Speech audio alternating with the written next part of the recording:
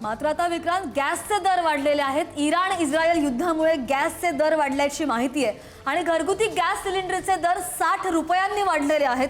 Iran युद्धामुळे घरगुती गॅसच्या तुटवड्याची शक्यता वर्तवली जाते। सरकारने एलपीजी उत्पादन वाढवण्याचा आदेश दिलाय। केंद्र सरकारने घरगुती गॅस सिलेंडर 60 रुपयांनी महाग केलेले आहेत।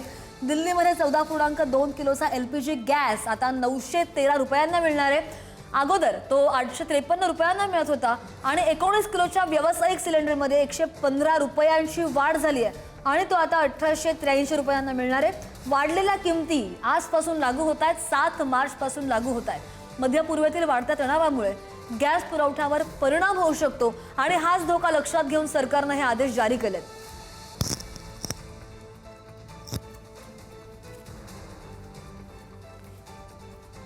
आणि या संदर्भात आणखी जाणून घ्या, आमच्या प्रतिनिधी शिल्पा आपल्या सोबत आहेत। शिल्पा, आपण पाहतोय की जे आता युद्ध सुरू आहे त्याची झळ आता सामान्यांच्या दरावर सुद्धा कोसळताना पडताना पाहायला मिळते।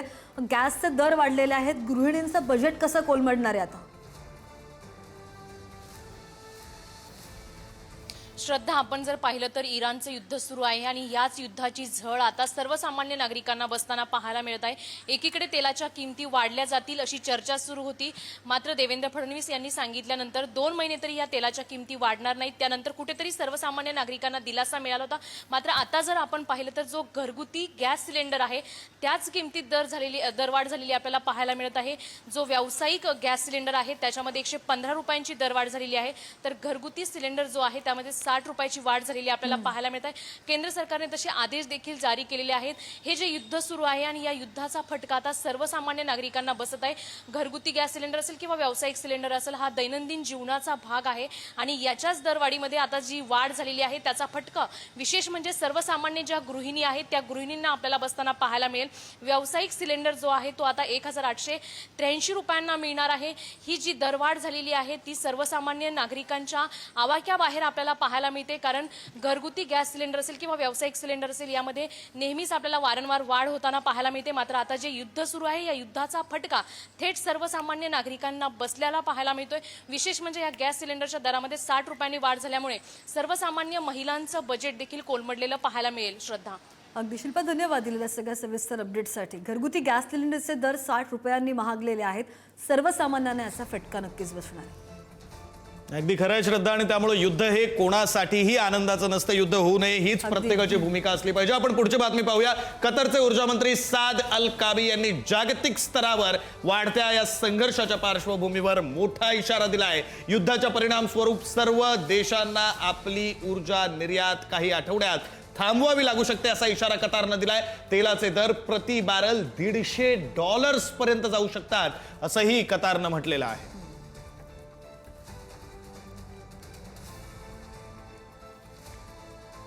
मात्र विक्रांत, आता याच युद्धाचा हवाई भारतीय विमान वाहतुकीवर सुद्धा परिणाम होताना दिसतोय, कारण की भारतीय विमान कंपन्यांची जवळपास 278 आंतरराष्ट्रीय विमानं रद्द करण्यात आलेली आहेत।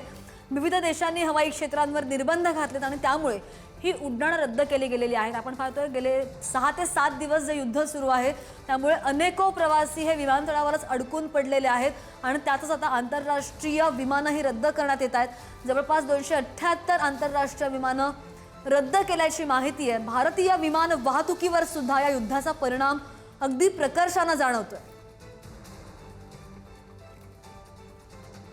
इस्रायलच्या संरक्षण उद्योगावर हिजबुल्लाहनं प्रहार केलेला आहे। तेल अवीवमधील एरोस्पेस कंपनीवर क्षेपणास्त्र हल्ला करण्यात आलाय। पश्चिम आशियातील युद्ध आता इस्रायलच्या लष्करी आणि औद्योगिक केंद्रांपर्यंत पोहोचलंय, तर लेबनॉनमधील हिजबुल्लाह या संघटनेने इस्रायलची सर्वात मोठी संरक्षण कंपनी असलेल्या इस्रायल एरोस्पेस इंडस्ट्रीज या कंपनीवर भीषण हल्ला केल्याचा दावा केला। या हल्ल्याचं चित्रीकरण हिजबुल्लाहनं जारी केलं असून यामुळे इस्रायलच्या सुरक्षिततेवर मोठं प्रश्नचिन्ह निर्माण झालंय।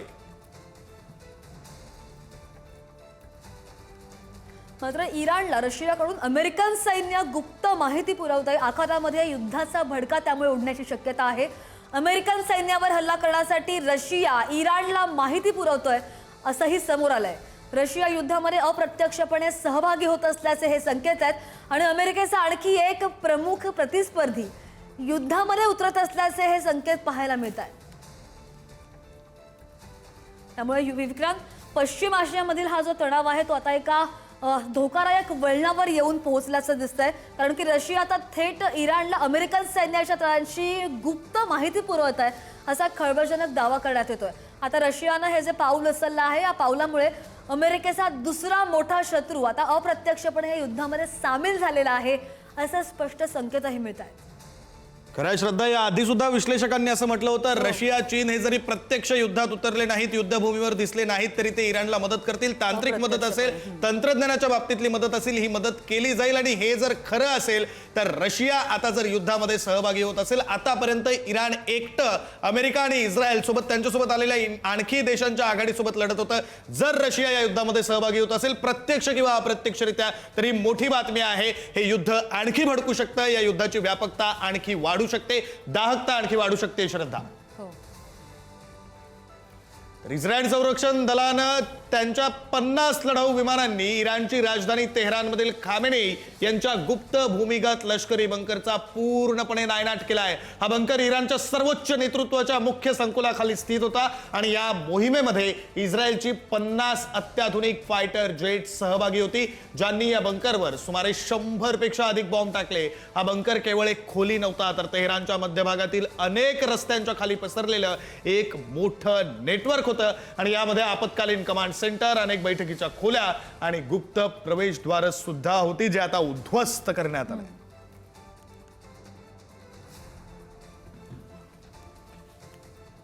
आणि एक मोठी अपडेट तेहरानमधून आहे विक्रांत, कारण की तेहरानमध्ये अक्षरशः अणुबॉम्बचे फलक लावले गेलेले आहेत. अणुबॉम्ब तयार करण्याचं आवाहन करणारे हे फलक पाहायला मिळत आहेत. तेहरानमध्ये जी रॅली काढली गेली होती, या काढलेल्या रॅलीमध्ये हे फलक झळकल्याचं पाहायला मिळतंय. अणुबॉम्ब तयार करण्याचं आवाहन करणारे हे फलक आहेत, जे आपल्याला दृश्यांमध्ये पाहायला मिळतात. ही रॅली होती आणि तेहरानमधून ही रॅली जेव्हा जात होती तेव्हा अणुबॉम्बचे फलक पाहायला मिळालेले आहेत. अणुबॉम्ब तयार करण्याचे फलक करण्याचं आवाहन करणारे फलक झळकताना पाहायला मिळतात.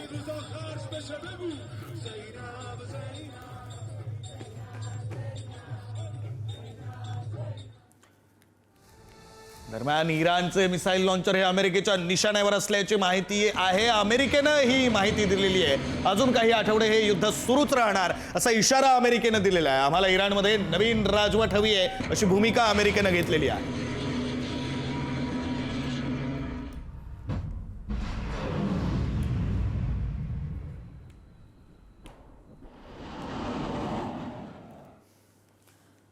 आणि दुसरीकडे जे युद्ध सुरू आहे त्या पार्श्वभूमीवर इराणमधले लाखो नागरिक आता रस्त्यावर उतरलेले आहेत. इस्लामिक क्रांतीला पाठिंबा दर्शवताना त्यांनी आपली ताकद दाखवलेली आहे. लोरेस्तान प्रांतामधील खोर्माबादच्या रस्त्यांवर मोठ्या प्रमाणावर हा जमाव जमलेला पाहायला मिळाला. इराणी नागरिकांनी इस्लामिक क्रांतीला पाठिंबा दर्शवलेला आहे आणि त्यामुळे इराणमधलेच लाखो नागरिक हे रस्त्यावर उतरल्याची हे दृश्य आहे.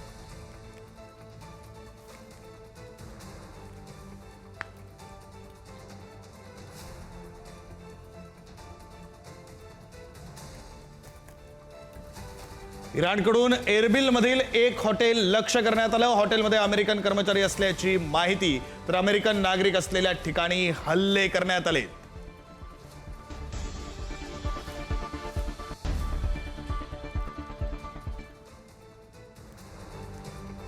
आणि हे हल्ले सातत्यानं सुरू आहेत विक्रांत. आपण पाहतोय इराकच्या मोसुलमध्ये सुद्धा शिया मिलिशियावर भीषण हल्ला झालेला आहे आणि अज्ञात विमानांनी अनेक तळांना लक्ष्य केलं आणि त्यामुळे तिथं एकच खळबळ उडाली आहे. इराकच्या उत्तरेकडच्या मोसुल शहरामध्ये शिया मिलिशियाच्या तळांवर अज्ञात विमानांनी भीषण हल्ले केले आणि या हल्ल्यामुळे सगळ्या परिसरामध्ये प्रचंड स्फोट झालेले आहेत.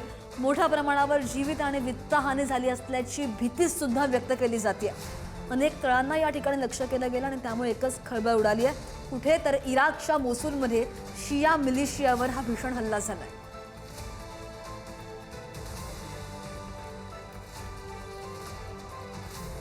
श्रद्धा, इस्रायली वैमानिकाचा थरारक व्हिडिओ समोर आलाय. तेहरानच्या आकाशामध्ये इस्रायली फायटर जेट्स दिसलेले आहेत. तेहरानच्या दिशेनं वैमानिक जात असतानाचा हा व्हिडिओ शेअर करण्यात आलेला आहे.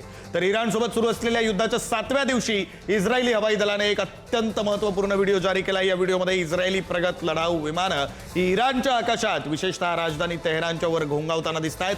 या कॉकपिट फुटेजसह एका इस्रायली वैमानिकाचा ऑडिओ संदेशही प्रसिद्ध करण्यात आलाय, ज्यानं सर्वांचं लक्ष वेधून घेतलंय. आम्ही अहोरात्र लढत आहोत आणि आम्हाला तुमच्या पाठिंब्याची सतत जाणीव होते.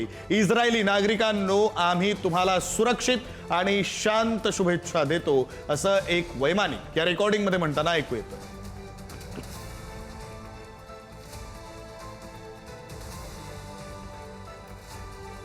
मात्र दुसरीकडे जे हल्ले सुरू आहेत त्या इराणच्या हल्ल्यामध्ये कुवेतचे 67 जवान जखमी झालेले आहेत. गेल्या शनिवारपासून कुवेतवर 212 बॅलिस्टिक क्षेपणास्त्र हल्ले झालेले आहेत.